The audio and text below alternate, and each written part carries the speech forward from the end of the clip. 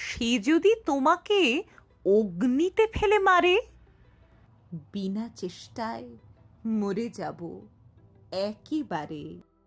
সে যদি তোমাকে মেঘে দেয় উত্থান, বৃষ্টিতে আমি বৃষ্টিতে খান খান। সে যদি তোমাকে পিষে করে ধুলোবালি, পথ থেকে পথে উড়ে উড়ে যাব খালি। উড়বে? আচ্ছা, ছিঁড়ে দেয় যদি পাখা, পড়তে পড়তে ধরে নেব ওর শাখা।